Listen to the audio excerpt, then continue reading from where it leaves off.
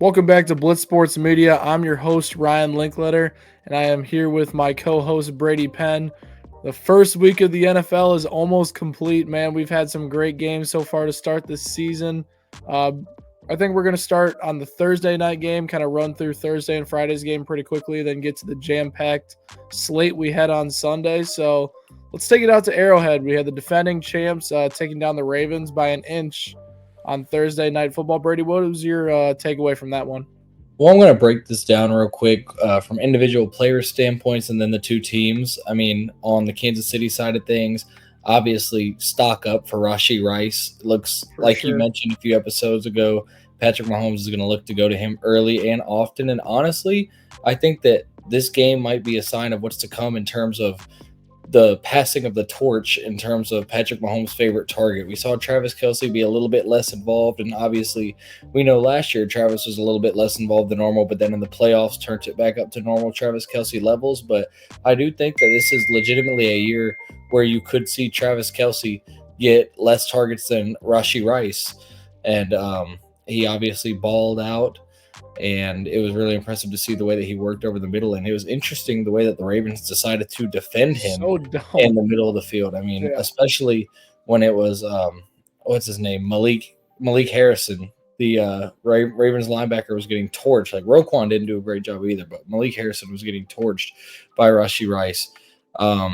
Who else on Kansas City? Chris Jones continues to show that, honestly, with Aaron Donald out of the league, he is the best defensive tackle. Yeah, it's not close. He's a complete game record. The only people that I can put even remotely behind him is like Quinnen Williams and maybe Wilkins. Dexter Lawrence is up there. Right.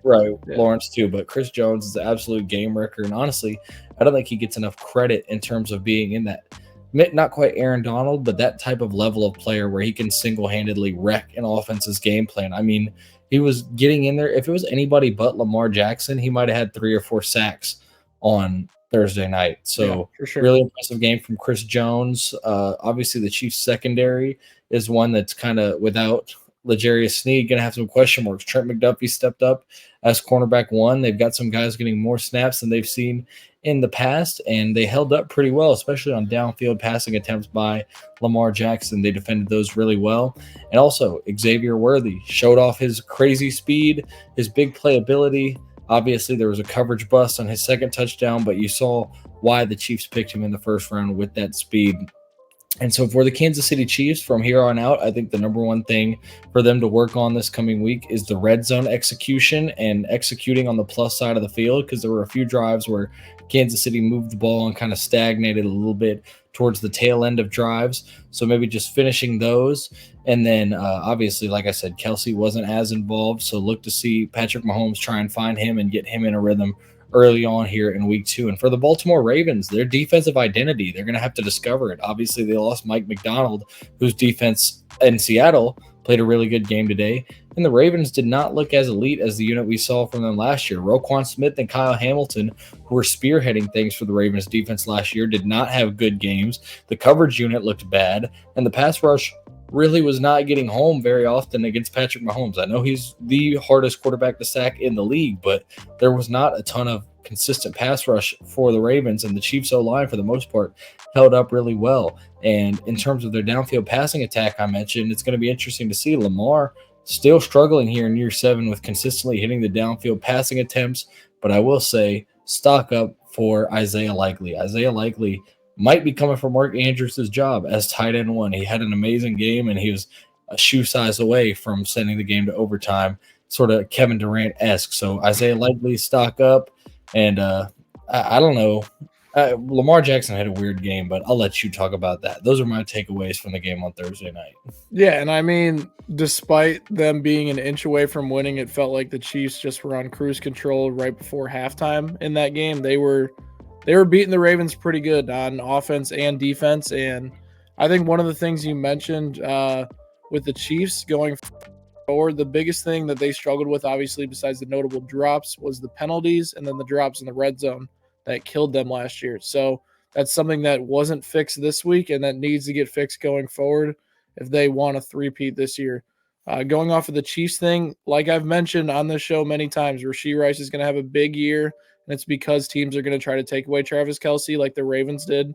They had Kyle Hamilton or Marlon Humphrey on Travis Kelce at times during that game. And what does that leave? A linebacker on Rashee Rice, and we saw how that turned out. So as of now, Travis Kelce's not going to have these big monster weeks or anything like that, but Kelce is going to be taking up the defense's best players, and he's going to be allowing the other guys to get open, which is nice because the Chiefs really didn't feel that confident in their other weapons last year, and that's why their offense stalled out. So going off of that, I think the Chiefs should be looking – they should feel pretty good after this win. You know, they played pretty well up and down, offense and defense. The cornerback room held out pretty well. The Ravens receivers basically did nothing. It was Isaiah Likely against Nick Bolton, who didn't have a great game, that kind of balled out. But Chiefs should feel good. They have some small things they should clean up and head into Cincinnati, who we'll talk about later. Looks awful right now.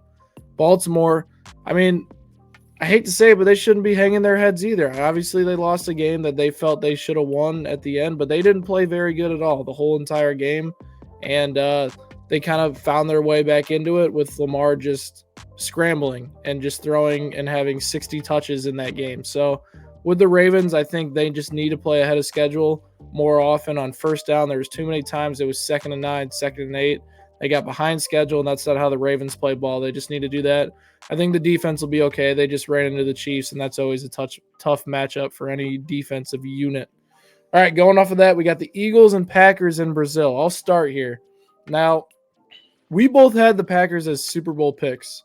Jordan Love is obviously out 3 to 6 weeks now with an MCL sprain. The Packers are 0-1 after dropping this game. Now, I'm concerned about the Packers. I really am. I don't like Malik Willis at all. I don't know what they're going to do with the quarterback situation, but when Jordan Love comes back and they're at worst maybe 2-5, that would be a problem. I don't know if they can sneak into the playoffs in the NFC if they're 2-5 after those weeks when Jordan Love is gone. If they could be 3-4, I do think they have a chance, but it's all going to depend on these weeks as how the Packers season unfolds. We saw some nice things from Matt LaFleur, who I think is the best intermediate passer play caller in the NFL. I mean, the amount of guys that are just open 15 yards down the field for the Packers and every single week is unreal.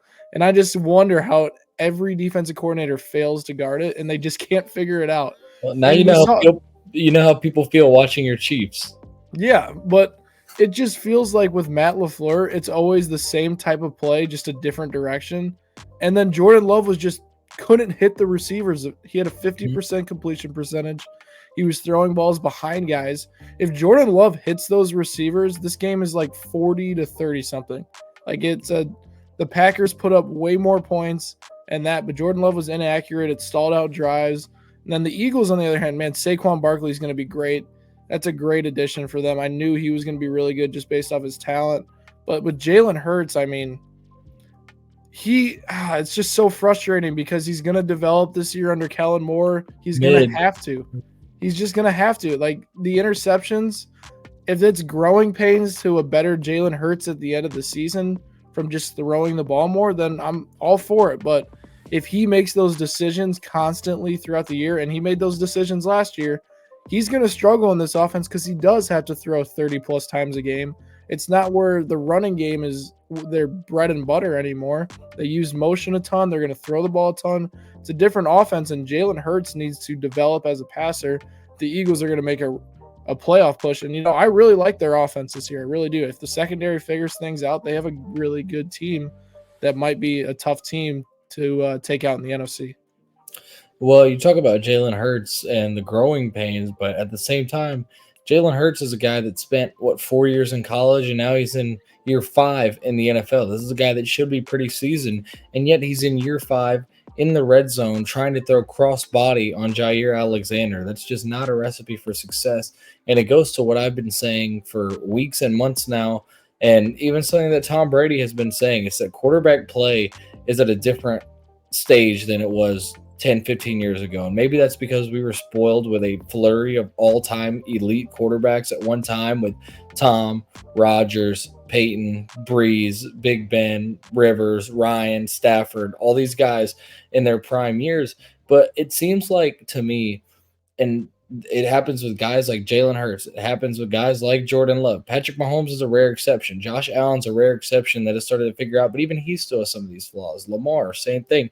I think that physical talent for quarterbacks is at by far an all-time high. I think the tools that these guys have in today's game are absolutely insane.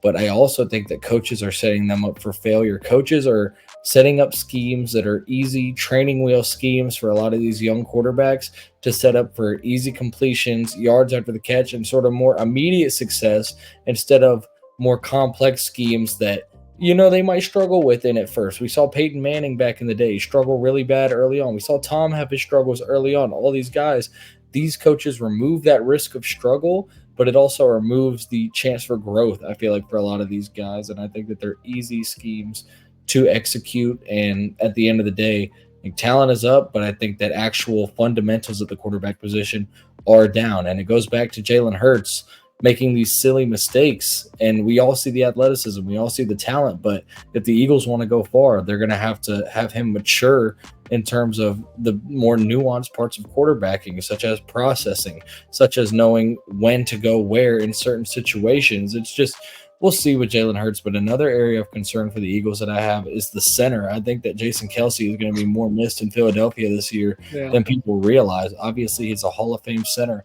but that tush push that works so well, Jason Kelce was the key cog in that. We already saw it get stopped twice on Friday night. It got stopped twice all last year. Already stopped twice. Yep, and it got stopped twice in the first game of the year for Philadelphia.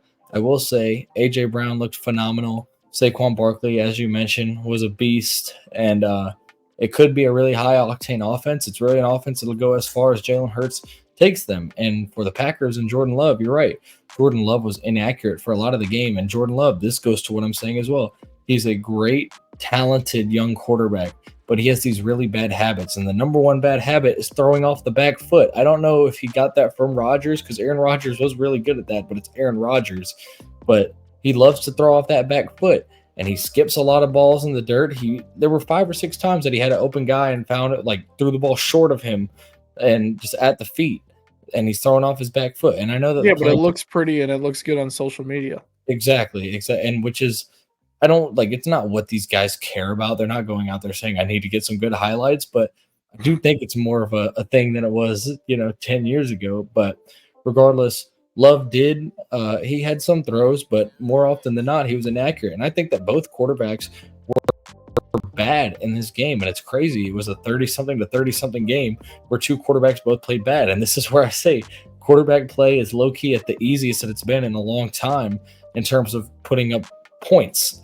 I'm not saying that these guys that are at the top of the league aren't good quarterbacks. Obviously, Patrick Mahomes, all-time great quarterback. Josh Allen, all-time great quarterback. Lamar Jackson, 2-time MVP, very good. But at the same time, it's just we're in a different age of the NFL. And right now, scheme, spacing, and yards after the catch are king in the NFL. The Packers with Malik Willis, we'll have to see what happens. I don't think that this team would be willing to part ways with him. But if there was any way to get him, if I'm the Packers, I'm looking into Mac Jones. I'm not a huge Mac guy, but I think that he could help them tread water a lot better than Malik Willis could. And if they are stuck with Malik Willis, Josh Jacobs, you better gear up and get ready for 35 carries a game, buddy. Josh Jacobs is not – no, I mean, I don't know what the Packers are going to do at quarterback. But kind of going off of your quarterbacks are easier nowadays. I think that part of the reason why people think quarterbacks are so bad nowadays is because their mistakes seem so egregious when they roll out across their body and then throw across the field and it's intercepted. Like, I'd say when we were growing up and watching like the 2010s generation of quarterbacks, the majority of their interceptions were in the pocket and they just made a bad read. Now it's they're rolling out, throwing across their body, and we're like, what are they doing? And it's just, I think it's the effect of Patrick Mahomes and like the way he plays. People are like, I see Patrick Mahomes do this. It works really well for him. Him and Josh both. Yeah, honestly. I'm a quarterback too. I could make this play. And they try to make a play, and it just turns out to be a disaster, and that's where you get the lowlights. I mean, even Patrick Mahomes has lowlights. We saw the interception he threw, just a horrible interception. I mean, he's good for one of those. He was good for one of those every year. And I mean, every great quarterback's good for just a horrible throw or two every single season. So kind of like, I think just some of the highlights of just the bad picks make it seem worse than it is with their decision making. But the decision making inside and then outside the pocket of just those throws, it's a similar process. But with the scoring and spacing thing, offenses are different now. They're built around these quarterbacks and these receivers. It's not built around. Yeah. Yes, it's not built around the running backs in the trenches like it once was. So I think the quarterbacks are being asked to do more than ever. I think there's more pressure on them than ever, especially right now in this point where it feels like this generation of quarterbacks is all caught behind Patrick Mahomes with Brady now retired. I think this generation feels the pressure of stepping up to those expectations. And sometimes, that leads to reckless play and them trying to be something that they're not. And I mean, once these guys, I'd say probably Mahomes is an older quarterback in the league. I think he's 28, 29. He's going to be 30 at the end of the season, I believe. Yeah. Yeah. So he is an older quarterback in the league. And a lot of these guys are young quarterbacks that are developing right now. Luckily, when we were growing up, we were seeing the 30s of all these great quarterbacks and how savvy and like polished they were at that point in their careers. And it was a different playing style than we're used to now. So it's kind of an interesting debate and argument of like where quarterbacks have gone and developed and like the current state of NFL quarterbacks. I think it's just a lot different than it used to be for sure. One thing that's alarming to me just watching the week 1 games today was it was staggering to me. Like you would have never seen that. Right now I know I sound like a boomer on the soapbox, but there were so many guys today watching the games that it's like the third quarter and I'm seeing 102 passing yards, 85. Defenses are good. I think the defenses have taken over the last 2 years. They've really stepped up. Good, but the thing is also like the longer we go here in the NFL, the more that the rules are geared towards the offense too, and that's what's concerning with some of these young quarterbacks. Is like this is supposed to be an offensive friendly era, and the defense is like you said, credit to them, they're balling out. I will say that as much as receivers are becoming freaks, DBs are becoming freaks as well. When are we going to call this the two-shell era, though? Exactly, because of Patrick Mahomes, like you said. And another thing, unrelated, talk about Patrick Mahomes' influence. How about Dylan Raiola, Nebraska? Literally copy and paste. It's kind of weird. Like, it's respect to Patrick Mahomes for having this level of influence. But in terms of Dylan Raiola, it's like, weird. Did you see that he even copied his pregame celebration or whatever? Nice. Ran down the everything. Did the little knee jump and then the flex that Mahomes does. He does everything. He does everything. Same haircut, same sunglasses, same gear, same numbers, same throwing motion.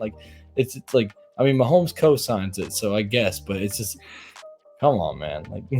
Yeah, he needs his own personality. Exactly. Well, all right. Yeah. We'll go through the 12 o'clock slate and we'll jump all the 3 slates together. All right, so we got the 12 o'clock slate. We had let's see here, 8 games during that slate. We got the Octo Box for the first time this year on Red Zone, which was definitely elite. Brady, what were some of your highlights from the 12 o'clock slate? Well, one game that was an entertaining game but also was disappointing to me was the Titans and the Bears. Obviously, you had Caleb Williams in his NFL debut, and then you had Will Levis on the other side, who honestly, I think still has less than 10 career starts under his belt. So essentially still in kind of his rookie phase as well. And 2 guys that I was really high on coming into the season. Now it's just week 1. Week 1 is, people say, the biggest liar in the NFL. But Caleb Williams, there was a lot of concern there for me. One thing that I noticed consistently was Caleb is kind of short behind this line. Like he had 4 or 5 passes get knocked down at the line of scrimmage, and just he was some bad habits. Like I was talking about, I keep bringing this up with these guys. He was drifting too far back in the pocket, and it's something that Patrick Mahomes can do. Patrick Mahomes has kind of perfected this, kind of doesn't intentionally dropping 12, 13 yards back, but Caleb was doing it, and the Bears O-line was honestly not holding up against the Titans front 7. He's getting in trouble. He's panicking. He's running around. He can't find somebody, or in some cases, he was improvising outside the pocket and overthrowing guys or underthrowing guys. And I will say that I did like this from Caleb Williams in his presser. They asked him about it. He said, all I care about is that we got the win. I don't care about stats. Yeah. I know my stats aren't where they're supposed to be today, but I don't really care about that. We won the game. And I do think, I'll say for Caleb Williams, next week, I expect him to be better against the Texans. I expect him to take a step up, and for CJ Stroud and him to have a nice little duel.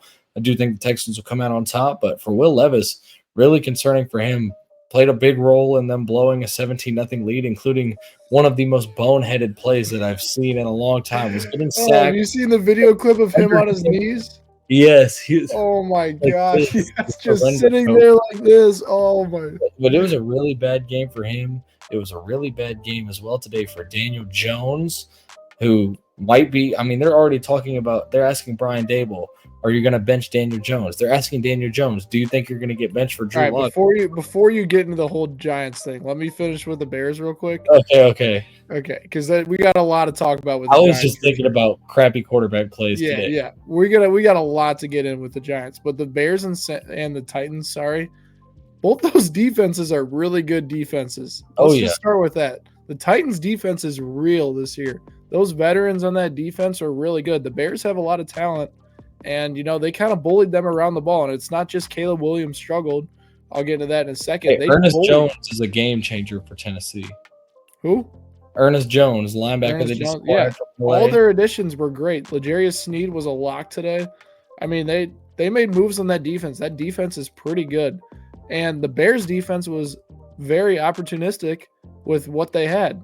They obviously won the game by themselves and made Will Levis look horrible today, after a first half where they were down 17-0. And that Bears defense is going to be really good this year too.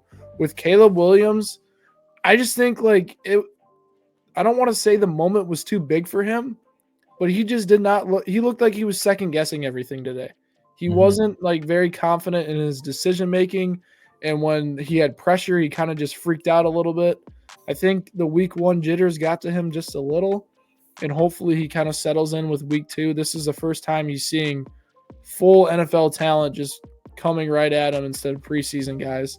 I think he'll be okay. He's too talented to have 93 yards or something like that every single week. Yeah. So we'll see what they get. I mean, Shane Waldron, though, was my biggest loser from this game. He was horrible. How do you not give your rookie quarterback scripted, easy plays to get him going in the game? They were just running stupid hitches and all this horrible route trees that just never got Caleb Williams going. And you just put your rookie quarterback in a horrible situation. I know it was like Getsy was still there. Yeah. I mean, honestly, Getsy probably could have cooked up a better plan for Williams than Waldron did in week 1. But that's what I think Williams will be fine next week. We'll see what they get. The offense is too talented to perform that badly again. The Titans defense is legit. I think their defense is going to give some people some problems. I don't know if their offense is going to give anybody some problems. But the defense is going to be good. And then going off of the Giants thing, I'll let you finish now on your Giants thing as we get into whatever the Giants' future entails. Well, I'm not even going to get too deep into this one because it was one of the games I paid less attention to. But, man, Daniel Jones he's not it, man. And honestly, the worst thing for the Giants was the fact that they had that run in 2022. Yeah. And that Daniel Jones led them to the playoffs because they said, oh, okay, we'll just give this guy a big payday. Hopefully he's ascending. And last year of injuries. This year, doesn't look like there's going to be a whole lot of promise there. They're already talking about benching this guy in week 1. And I'm going to go ahead and make my prediction right now. Next season, the Giants QB1 is going to be Carson Beck. And I think that he will be the first quarterback off the board. I think it will be to the Giants. And another team that I thought would be in contention for one of those top picks was the Vikings. And Sam Darnold cooked today. Kevin O'Connell is a great coach. Sam Darnold played awesome. And, I don't think Sam Darnold was just like the most trash guy ever. He was one of the league's more capable backups. But even then, I thought, even with the receiving weapons that Minnesota had, that they were going to struggle with Sam Darnold. And again, it's week 1. They still could in theory, but I think I only had them chalked up like 3 or 4 wins. And if Darnold plays the way he did today, they could get 8 or 9 with this guy. And I mean, the Giants, as bad as they played collectively, that's not a bad defense. And I mean, he started the game like 12 for 12 for 140 and 2 tutties or something like that. So yeah, that was a really interesting game. Yeah, no, and I mean, I'll start with the Vikings real quick. The Vikings were great. Kevin O'Connell's a great coach. He's going to keep them competitive this whole year. And I mean, if they somehow make the playoffs with Sam Darnold, he deserves Coach of the Year automatically. Yeah, agreed. But Daniel Jones and the Giants, it's over. It's over, Giants fans. You don't have to worry about Daniel Jones next season. He won't be your quarterback. I hope Brian Daboll is still your head coach because I think Daboll's a good coach. He really is. I mean, he kind of got stuck with this talentless offense. And, this is what you're going to get in the NFL. I'm sorry. The Vikings defense is going to be horrible this season. And they held you to 6 points and made Daniel Jones look like he should be a backup quarterback. Imagine what they're going to do when they face the Cowboys. They might not score a point. And at this point, pass rush looked crazy today. Yeah, the Cowboys defense is going to be really good. I think that we saw that. But I'll end with this with Daniel Jones. I mean, you're fighting for your backup spot next year. It's either your backup spot or the CFL. We'll see what happens. Yeah. Hey, I wanna talk about something that, my mind says I shouldn't be that happy about considering the state of the team, but my heart can't help but be happy that my New England Patriots, who I myself picked to win 3 games, came into Cincinnati today and took one from the big bad Bengals. Maybe not very bad. Very bad. 2 years ago. Well, there was a lot of bad today, just not that kind. Yeah. But this was a game, like, I think the Patriots posted it. Every single analyst is picking the Bengals. Even if we don't think they're as strong as they were in 21 and 22, nobody thought that this was a game that the Patriots were going to win. And all they did was come in and really dominate from start to finish. It only ended up as a 6-point win because the Patriots offense probably still isn't that good. And the O-line did have its struggles. But, I mean, like, the Patriots, they came in and had a much better game plan. And I'm going to go ahead and preface this. If Cincinnati has a down year this year, I think it's Zach Taylor's final season in Cincy. Even you've already got Jamar Chase chalking it up to Zach Taylor today. The media asked Jamar Chase, why did you only get 6 targets? He said, ask the coaches. Like, I wish I had more opportunities to get the ball, something like that. And it's week 1. Joe Burrow was held to less than 200 yards. He had one of the lowest EPAs of the day out of all QBs. And that Patriots defense, the Patriots as a whole might not win a ton of games. Last year, they lost 3 games in a row where they allowed 10 or less on defense. But, I mean, that Patriots defense is still legit, man. Keon White, shout out to Georgia Tech, man. Georgia Tech legend. He had 2.5 sacks today of Joe Burrow. The D-line was good. Jabril Peppers in the secondary, Peppers and Duggar, and Christian Gonzalez especially held things down. Christian Gonzalez, people, I just want to point this out real quick. Last year, he only played the first 4 games of the season, I believe. In his first 5 or 6 career games, this dude has already locked down A.J. Brown, Tyreek Hill, Garrett Wilson, and then today, Jamar Chase. Jamar Chase held to 3 catches for 14 yards on Christian Gonzalez. This dude is an up-and-coming star, and do not be surprised, even if the Patriots suck, if this dude is an all-pro corner this year. Yeah, and the Patriots definitely showed out on the defense side of the ball, and I think Ramondre Stevenson finally getting a full workload is going to show how good of a running back he really is. He was awesome today for them, and I think the only reason he doesn't prove that is if the offensive line just doesn't do it for him. So I think Stevenson's a good piece for them going forward. We still don't know what we're getting in the wide receiver room. That wasn't sold today. But on Cincy's side, I mean, if you play like this against Kansas City next week, you're never going to hear the end of it. We know that how big this rivalry is. And if you just played this game against the Patriots and you have the Chiefs next week, like you're Zach Taylor and you're going to go into the film room and watch this tape against the Patriots, and you're going to be like, all right, the Ravens, who had a top 10 EPA defense last year in NFL history, just got shredded by the Chiefs on opening night. And now our team, who just lost to a projected 3-win team, the New England Patriots, has to go into Arrowhead and then beat them. You gotta hope that this is a wake-up call if you're Cincinnati and not a sign of things to come. Now, they have done this in the past. The last few years, they always start slow. They always start slow, and they always play bad against these bad teams. But unfortunately for them, they actually have the Chiefs early on in the season, which is not ideal for them. They need to figure stuff out fast. If T. Higgins isn't healthy for next week, Trent McDuffie is going to shadow Jamar Chase the whole game, and it's going to be a tough matchup for Chase. He's going to get his at times, but those other guys are going to have to find a way to make an impact, or that Chiefs defense is going to be feasting on Joe Burrow. And then that offensive line still sucks. They still never give Joe Burrow time. They tried to rebuild it with Orlando Brown and Trent Brown, who are probably the two least athletic tackles in football, and they just get beat with speed rushes every single time. It was stupid. They were stupid signings from the start.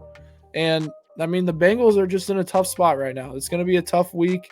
I would be surprised if they pull off an upset this week. You know, the Bengals are a weird team where they can just turn it on sometimes, but with all the drama in Cincinnati, I think it's going to take a little bit longer for this team to get going. I'm not worried necessarily about them missing the playoffs yet, but just a rough, embarrassing week for Cincinnati. And if they perform like this again next week, they're going to get routed in Kansas City and never hear the end of it.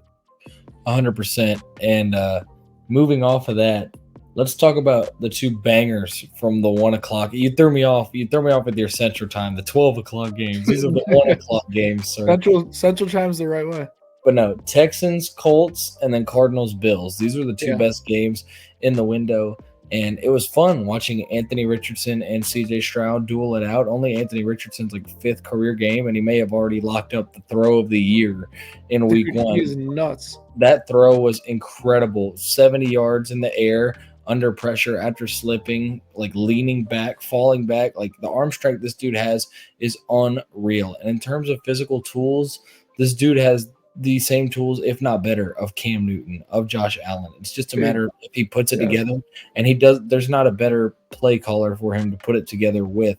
And I think you saw signs today. CJ Stroud continued to play really well, and Nico Collins trying to show that last year was not a fluke. Had an incredible game today. Some awesome catches by him, and like we've said, the AFC South should be a division full of four really interesting teams. Obviously, the Titans and Jags both lost their games today. The Colts fell to the Texans. So the Texans early on have a leg up on everybody else like we think that they will throughout the season. But I think the Colts showed a lot of promise. And I do think as well it's dangerous for the rest of the league that Stephon Diggs, who honestly might be wide receiver 3, scored twice today for Houston. So that's really exciting. And then in the Arizona-Buffalo game, two teams that I have as wild cards. I am highly concerned over the Cardinals defense, but the offense looks pretty well without Marvin Harrison even really being included yet.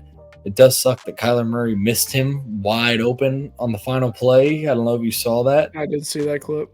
But I think that once Marvin gets going, this offense is going to be dangerous. Kyler looked pretty sharp today. He ran the ball really well, and he had some nice throws. He did miss a couple. I know he missed Trey McBride on one pretty crucial throw, but the number one storyline from this game to me is that Josh Allen is going to keep the Bills relevant. It doesn't matter who's out there at receiver. Keon Coleman showed some promise today, and Khalil Shakir, a guy that I've mentioned on here before as a breakout guy, scored, and Josh Allen just continued to do Josh Allen things. And I'll say right now, if Josh Allen, with the guys around him and the question marks on this roster, if Josh Allen was able to get this team to 12 wins and an East title, that dude's winning MVP. 100%. 100%. I think he wins MVP if he gets them to 11 wins in the playoffs, depending on how other guys perform, obviously. Obviously, if someone has a great season and they're above him, they're going to get it. But I think Allen, with the talent they have on that roster right now, he's going to do a carry job. And I mean, I think we can call it the Josh Allen experience now. At this point, I think it's very national. Early turnover, just an ugly turnover or two a game, and then just touchdowns everywhere. And with Allen, we saw like the Cardinals' defense is horrible. Let's just get that out of the way. Allen had his way with the Cardinals the whole game, except for when he beat himself. And I mean, with Josh Allen, when he doesn't beat himself, he's a great quarterback. So what I want to see from the Bills going forward is when they face some of their tougher teams and division rivals, what Josh Allen is going to do to stay within himself and play an efficient game instead of necessarily playing hero ball to go take a game. And against tougher teams, you're not necessarily going to be able to just be more talented than them like they are than the Cardinals. Like you mentioned with the Colts Texans, Joe Mixon is the perfect fit for Houston. Yep. He had 33 total touches in his debut, which is crazy. I mean, they had one of the worst running back positions in football last year. Mixon's a great ad. We saw the change in play style. That gives him another dimension and makes him even scarier in my mind. The defense, a little concerning today. A lot of big plays allowed. But on the Colts side, AR, man, if he could figure out some of those accuracy problems, he's going to be unreal. He's just so talented. Shane Steichen's such a good coordinator. I really like the Colts. They're sneaky. Great game. I want to see the Colts and Texans again. I really do. It's a great matchup. Well, you will. Games, what do you say? I said you will. Yes, sir. I know I will. The Falcons and Steelers, really disappointing. Really disappointing. I will say that. We've been really mean about the Steelers. We're sorry. I'm very sorry. I will say this right now. When I am writing about the Steelers, and my article is going to drop tomorrow, the Steelers have a formula. The Steelers' formula is kick field goals and play stellar defense. Mid-quarterback, great defense. It works every single time. They just run chew clock. They get like 4 yards of play. They move down the field. They're never good enough to score a touchdown, but they can get a field goal. And then TJ Watt's unblockable. That defense is great. And they just cause havoc on every offense they play. They're going to get 8 to 9 wins somehow. They really are. I hate to say it because they're so bad. And they're going to be a first-round exit. They're just so bad. Listen to their opening schedule here. There's a legitimate chance the Steelers could start like 5-1. It's going to be the end of season stretch that defines their season. But okay, they've got the Broncos this week. I think we're probably going to both take the Steelers after what we saw from both teams today. 100%. Bo Nix is going to be eaten. Week 3, not sure what this one's looking like yet. Chargers and Steelers. Chargers kind of played more of a control the clock, run the football game. Very typical Jim Harbaugh, Greg Roman game today against the Raiders. We'll see if they open it up a little bit more over these next few weeks. And then they've got the Colts, another kind of interesting matchup. Not really sure what the Colts or Steelers are thus far, but definitely a winnable game for the Steelers. After that, they've got the Cowboys. I think we'd both pick the Cowboys to win that game over the Steelers. But after that Cowboys game, they've got the Raiders. Do you think that Raiders offense we saw today is putting up a bunch of points on the Steelers defense? No. Then they got the Jets. Jets probably a losing game. After that, Giants and Commanders.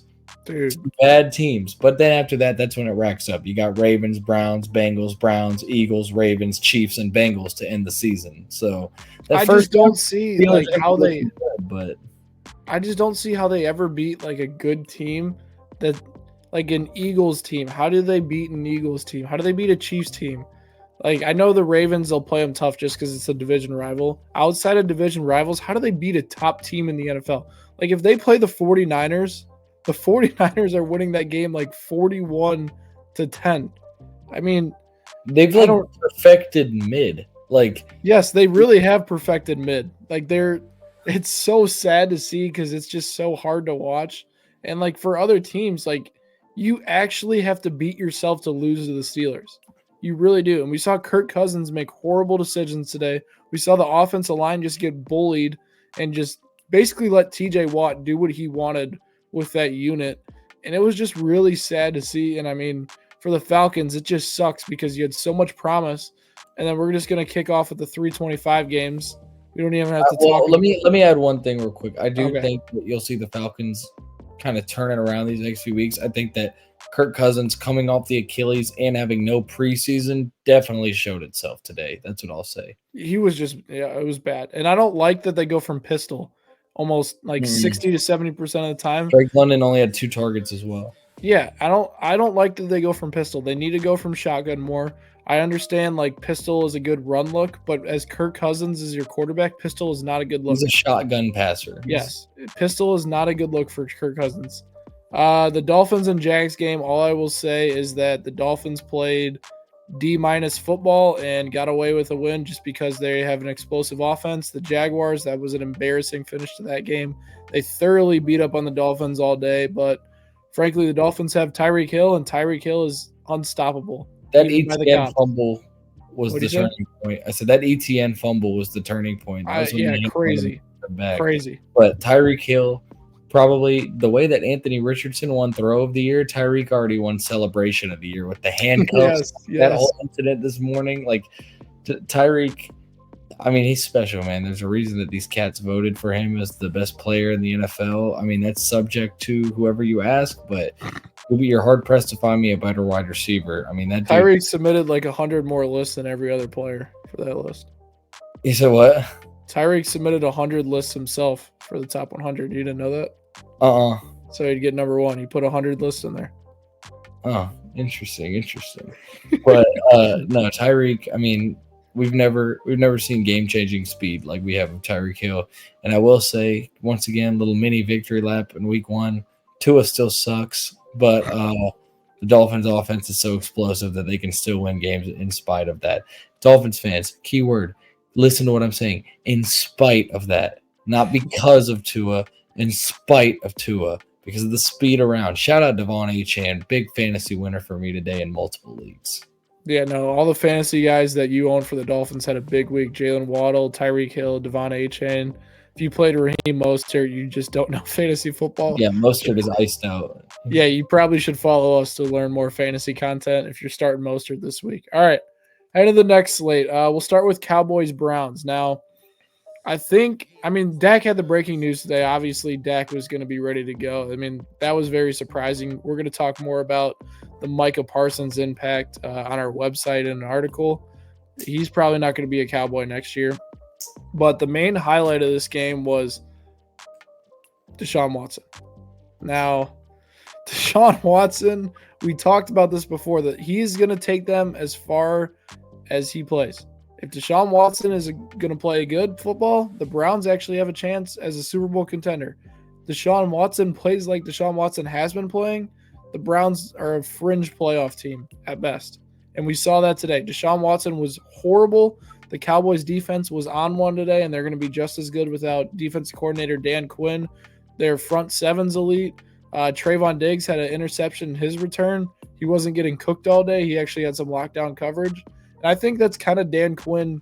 Dan Quinn leaving actually might help that unit be a little bit more disciplined and less just turnover or bust with their let's just jump everything, ball hawking. Yeah, and I think that'll help the Cowboys in a way. When we saw their running back situation, there's no clear bell cow back. It's a split between Zeke and Rico Dowdle. Those two are going to split carries throughout the year, and then CeeDee Lamb was pretty quiet. I mean, that offense was pretty quiet, so we never got our question marks answered. But he did have 70 yards at the end of the first, but he did kind of quiet down after that. Yeah, they got up early, and it was like by halftime the game was over. It felt like both defenses were, and the Browns defense is really good. They played pretty good majority of the day, but I mean, Deshaun Watson's just incapabilities at quarterback at this point in his career are just too much to overcome against a good defense. Definitely. I mean, Deshaun Watson, he got hit a lot today. He might need a massage after this one. That's crazy. That's crazy. But no, I mean, the Cowboys, like you said, they're legit. I mean, honestly, both front sevens played well. We saw Myles Garrett do Myles Garrett things and get in the backfield a bunch. But if I'm the Browns, I'm wishing today that I had the dude that was up in the announcing booth under center. I think that they'd have a better chance with his 47-year-old self out there than current Deshaun Watson. And it's crazy. I know that we've got all the off the field things. I know Deshaun Watson spent a year out of the league. I know he got a payday, which for some guys kind of takes away some of that grind DNA in them. But I don't know the last time we saw a quarterback fall off this extreme as we're seeing right now. This dude was widely considered a top 5 or 6 quarterback in Houston, especially at the end of his Texans tenure. I will say Russell Wilson. Well, here's the thing, though. Russell Wilson did it for a decade plus. He did do it longer than Watson. Fell off at age 34, 35. Deshaun Watson is still, 29, 30 years old, something like that? And when the Browns traded for him, we all thought, we kind of assumed we might get the same Deshaun Watson. He was just going to pick it up and be productive with Cleveland, and then that just has not been the case. And it's really sad to see because, like you said, if Cleveland had a clear-cut good quarterback, they're major contenders. I mean, that defense, it honestly makes me sad for them because they've got Myles Garrett and Za'Darius Smith. on either side. They've got Denzel Ward, Greg Newsome, Martin Emerson. They're amazing on defense. And then they've got the playmakers on offense as well. We did see Jerry Jeudy get into the end zone in his first game as a Brown. You got Amari Cooper. Jerome Ford had a good game. But it's just the quarterback play was horrendous. Deshaun Watson played horrible. The Cowboys didn't do anything too special on offense, but I am encouraged by the way that their defense played, but it'll be TBD whether that was more of the Cowboys defense impacting the game or Deshaun Watson being terrible, and I kind of lean towards the latter. Yeah, going off of that, we saw some great quarterback play from Baker Mayfield, and the game we didn't talk about from the earlier slate was the Saints-Panthers. I mean, we don't even have not worth talking about. It's not even worth talking about. I was one of the people saying Dave Canales was a big loss for the Bucs and they could regress. I was completely wrong. Completely wrong. The Bucs offense is still pretty good. Baker Mayfield has been really consistent the last 2 years. And we saw today, he went off 289 yards, 4 touchdowns. Every single weapon that was good last year, Mike Evans, Chris Godwin, Rachaad White, now they had Bucky Irving. All of them were really good against the Commanders. I know the Commanders' defense isn't great, but that's how you should play against a bad team. They were almost perfect on offense, and I thought they were going to regress because they lost their coordinator. We saw their coordinator put up one of the worst offensive performances on opening week history as a head coach. I mean, the Bucs, I might be jumping ship on the Falcons already, and I might be hopping on the Bucs train. The Bucs looked pretty good. I think the Bucs look really good, and I think the Falcons looked really bad offensively, but obviously, we can keep hammering this point home. It's week 1. I do want to see the Falcons wants to get some more kind of cohesion with Kirk Cousins, but I also want to see the Bucs against a more challenging opponent because by all measures, the Commanders will probably be a top 5 pick in the NFL draft. But with that being said, Baker was throwing it all over the yard today. He was super accurate. And I just want to make a quick shout out to a guy whose agenda I have been on for the longest time. I think he's pretty well respected by the masses, but not enough. Give Mike Evans his props. Mike Evans is one of the greatest receivers of the last 10 years, and it's crazy because you look at a year-to-year standpoint, you probably can't ever say that Mike Evans was top 3 in any given year, but he is just so damn consistent, man. That guy, 1,000 yards every single year, 8+ touchdowns every single year. He goes out, he works hard, and as somebody that paid really close attention to Tampa when Tom Brady was there, this dude works his butt off, doesn't complain, plays through injury. He's as tough as they come, and this dude, honestly, he gives us 2-3 more good years, even 2 more years at the level he's been at. This dude's going to be a first ballot, second ballot Hall of Famer. I think at this point he is a first ballot Hall of Famer. I mean, he's awesome, man. He hasn't had a season under 1,000 yards. He has a Super Bowl ring. He has all the accolades you need to be a first ballot Hall of Famer. He's a first ballot Hall of Famer. Another thing. What were you gonna say? I was gonna say in this game, I was gonna pivot off Mike Evans over towards the other side in this game. One thing that we are kind of disputed about here is Jaden Daniels. You seem really high on his performance today. And if you just showed me his rushing highlights today, I'd agree with you. And I know that we talked about before the podcast that Jaden Daniels really doesn't have a lot of weapons to throw the football to, but my stance still hasn't changed on my doubts on him as a passer at the NFL level right now. I think this is where we disagree. I think we didn't have concerns about his deep ball. We had more concerns about his reading ability and processing the field. When you watch the game, what do you say? I said his intermediate throwing, yeah. Yeah. When you watch the game, you saw Jaden Daniels process his reads, okay, and then he would check down because nothing was open. I saw that more than a handful of times of him checking the ball down after going through his reads and honestly performing like a veteran in those situations instead of forcing a throw where we saw Bo Nix and Caleb Williams try to do today where they had no success. And that was kind of my biggest thing. I mean, if you look at his passing chart, obviously we talked about this, it's not great. It's basically just around the line of scrimmage and within 10 yards intermediate and that type of stuff. But I liked his processing ability, being careful with the football. And that's one of the things rookies struggle with when they come in is they're not careful with the football. Right. And then you add the rushing upside on top of that where he was really good today. And on the goal line, he kind of had a little bit of that toughness in him to push through defenders to get rushing touchdowns. So that was kind of just where I liked the debut. I'm not saying that he's great by any means. I'm just saying like the potential is there. I see where Jaden Daniels can grow. It looks like he has grown a little bit, especially from LSU, to where he would basically look down Brian Thomas or Malik Neighbors and just chuck it deep. But there is development. I can see the upside. We'll see what happens throughout a whole season of play. We're going to get a lot more of a sample size on him, but he's exciting. He's fun to watch. And kind of pivoting off of that, we got another rookie quarterback, Bo Nix, heading out in Denver. He was horrible today. The Bo Nix trade is officially stopped. I'm so glad. I even think that you might have been a little questioning of me for this, but my stance on him did not change throughout the preseason. He was getting all that hype, all the, oh my God. And I'm not saying that this was you because it really wasn't, but he's QB1 in Denver. He's the best looking rookie in the preseason. I did not buy it after just watching, knowing the tape that I saw at Oregon and knowing even the tape, like his numbers looked good in the preseason, but it was nothing spectacular. And I knew once defenses kind of gave less vanilla looks and he was forced to take something that wasn't the check down, it wasn't going to go that well. And I was correct. I mean, not taking a victory lap on Bo Nix and saying that he officially sucks and the book's closed on his career, but it is concerning for a couple of reasons. A, the Seahawks, they did get Mike McDonald, who I think is going to make this not the case.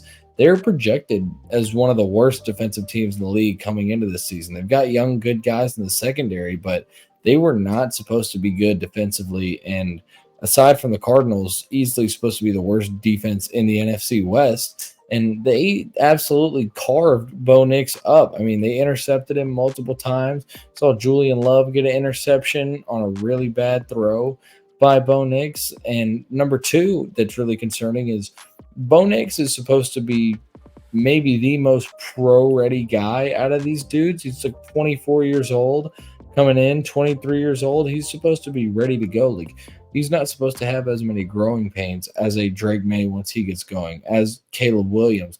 He's supposed to be ready to go off the bat and fit into this Sean Payton scheme and play well. And I will say Denver as a whole is not the most inspiring situation, but Seattle is not some juggernaut team, especially defensively, and Bo Nix really, really struggled against them. Yeah, and I don't want to talk too much about the Seahawks. The Broncos don't have a talented enough roster. I mean, the Seahawks gave up 2 safeties, and that was kind of how the Broncos got some of their points. But Bo Nix going forward, like the last drive that they had was the best he looked. He was using his legs to create.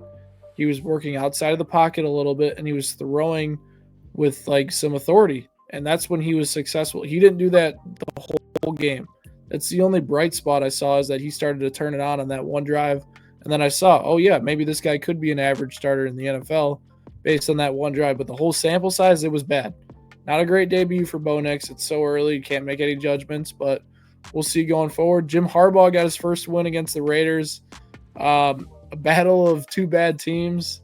I think the Chargers really started to show their identity, though. They want to run the football. They want to take less pressure. Just take pressure away from Justin Herbert. And they did that. J.K. Dobbins was a beast today against the Raiders defense. And they did enough. The Chargers defense feasted on the Raiders' poor quarterback play with Gardner Minshew.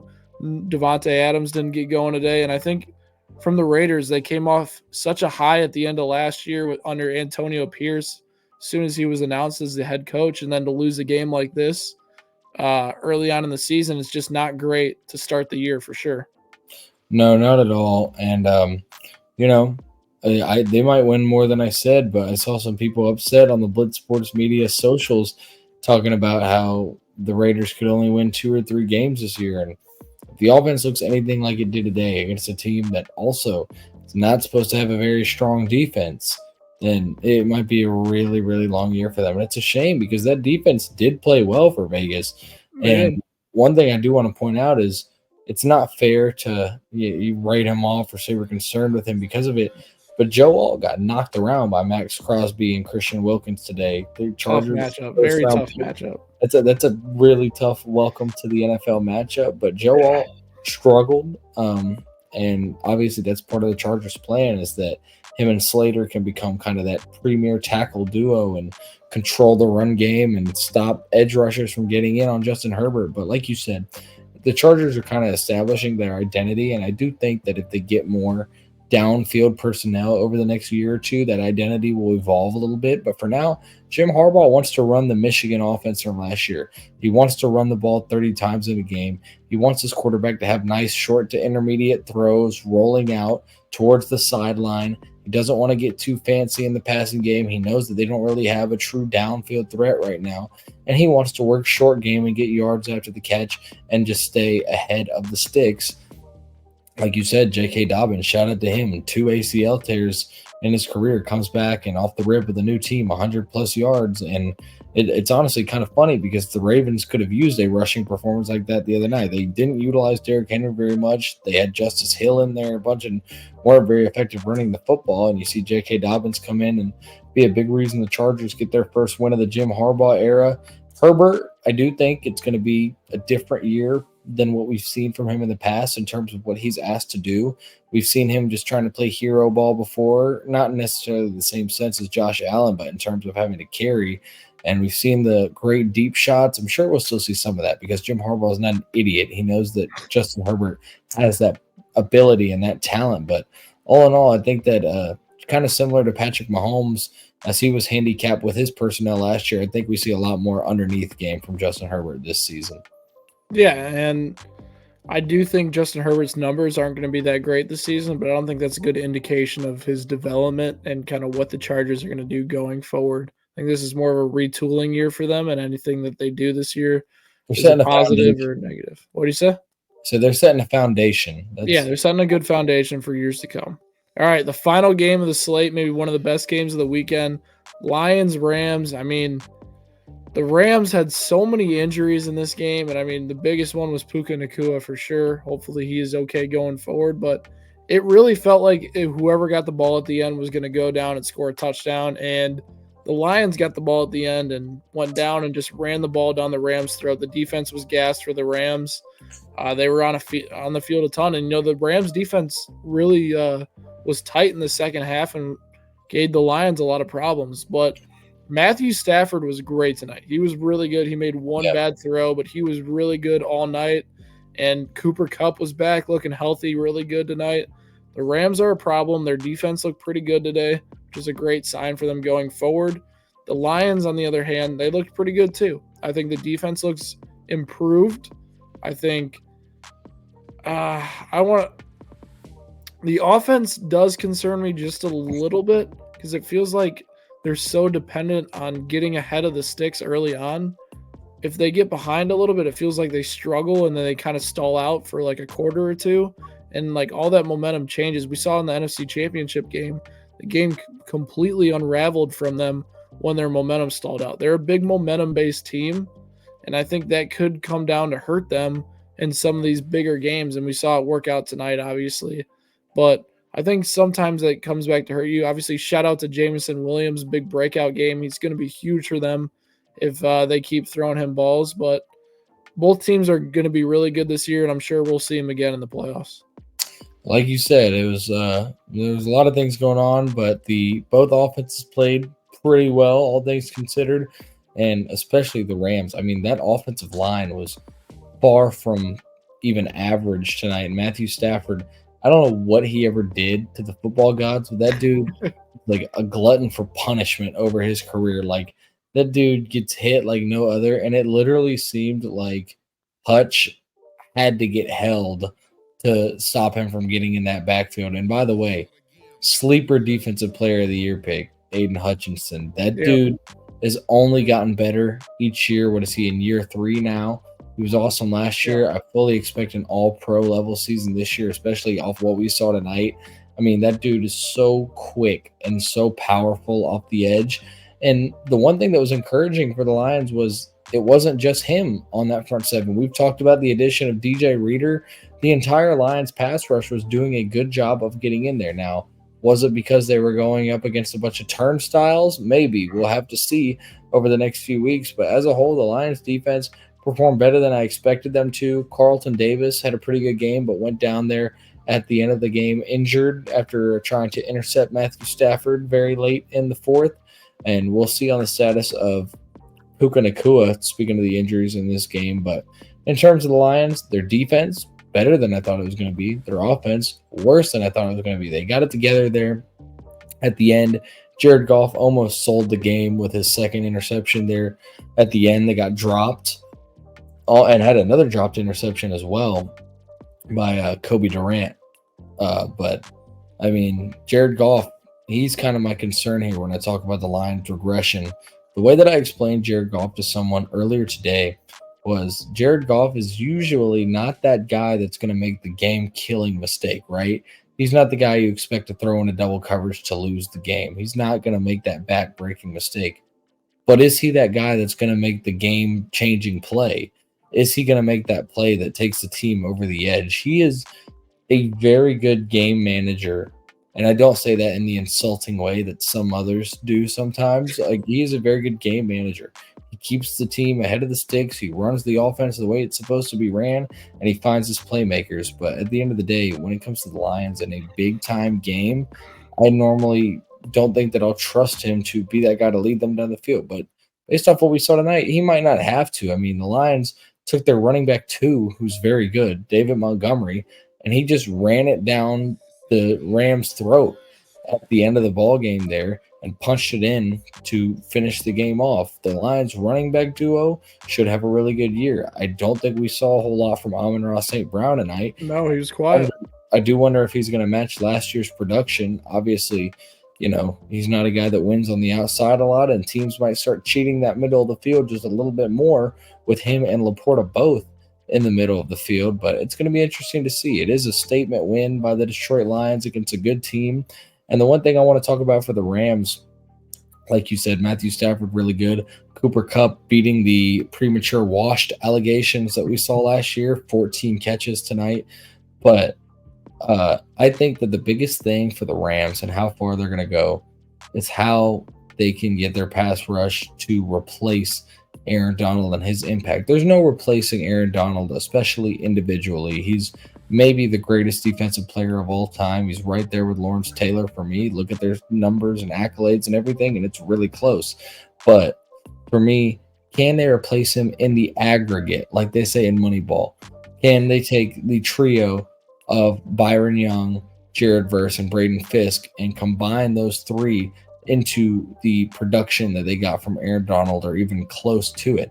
I'll say I think that Byron Young is a rising star and a really underrated D-end. He came out last year out of Tennessee, and I used to write for Tennessee for Sports Illustrated, and trust me, if anybody knows how good Byron Young is, it's me.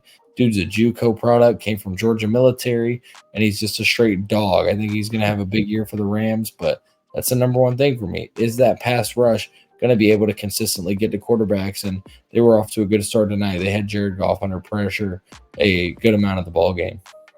Yeah, and I mean, like we mentioned earlier, it's week 1. It's early. A lot of stuff can change, and a lot of stuff will change going forward.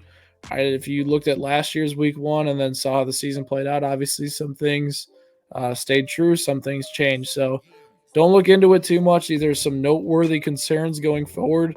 Make sure you guys go to our website and check out some of the articles we'll be releasing. We'll drop the biggest fantasy football winners and losers, and also the biggest team winners and losers from the NFL this weekend. Tomorrow, we will be going live after the Jets and 49ers game and recording a live episode of the Blitz Angle post game for the Jets and 49ers. So that'll be exciting for you guys. Make sure you guys tune in to that. It'll be right after the game. But yeah, hey, besides that, hit that subscribe button, drop the notification bell, share this to 2 friends who haven't seen Blitz Sports Media yet, and we'll catch you guys next time. I'll see y'all later.